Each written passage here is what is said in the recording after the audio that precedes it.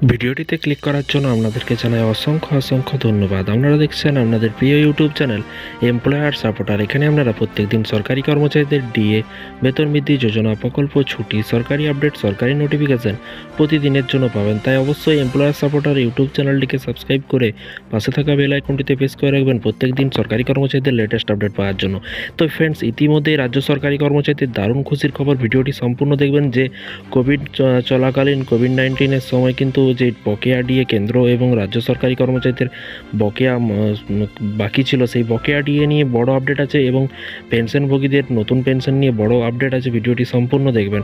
সুখবর, কেন্দ্রীয় কর্মচারীদের 18 মাসের বকেয়া ডিএ নিয়ে প্রস্তাব কি বলা হয়েছে চলুন দেখে নিয়ে যাক। কেন্দ্রীয় কর্মচারী এবং পেনশনভোগীদের 18 মাসের ডিএ বা মহার্ঘ ভাতা বকেয়া সংক্রান্ত একটি নতুন আপডেট রয়েছে। এই পাওনা কর্মচারীদের দ্বারা কিন্তু নিষ্পত্তি করা যেতে পারে। এই ডিএ জানুয়ারি 2020 থেকে জুনের 2021 পর্যন্ত বকেয়া।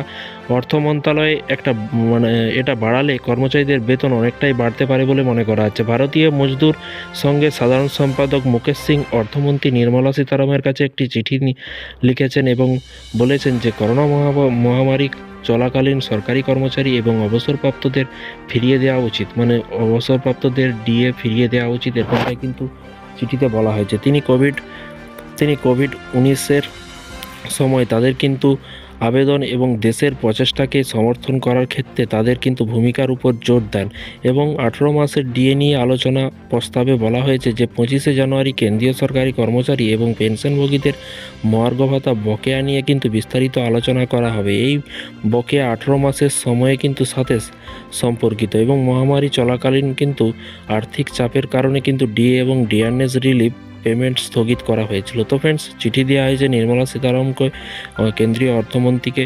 দেখা যাক কেন্দ্রীয় অর্থমন্ত্রী কী বলে, বা সামনে বিধানসভার ভোট আছে এবং বাজেটও আছে, সেই বাজেটে বকেয়া নিয়ে কিছু কথা বলে কিনা। লাইভে থাকবো, চ্যানেলের সাথে থাকুন, চ্যানেলটিকে সাবস্ক্রাইব করে রাখুন। আর রাজ্য সরকারি কর্মচারীদের 29, আজকে কিন্তু 27 তারিখ, কাল বাদ পরশু দিনে কিন্তু লাগাতার আন্দোলন, ধর্মঘট, বিভিন্ন রকম কর্মসূচি 29 তারিখ থেকে শুরু হতে চলেছে। বিভিন্ন রকম দাবি দাওয়া নিয়ে কিন্তু সংগ্রামী যৌথ মঞ্চে 1 বছর অতিক্রম করলো সংগ্রামী যৌথ মঞ্চ। তো পরবর্তী আপডেট আপনারা চ্যানেলের সাথে থাকলে সংগ্রামী যৌথ মঞ্চের লেটেস্ট আপডেট পাবেন এবং যখনই আপডেট আসবে অবশ্যই আপনাদেরকে ভিডিওর মাধ্যমে জানানো হবে। ভালো থাকবেন এবং সুস্থ থাকবেন এবং নিজের খেয়াল রাখবেন। Thank you.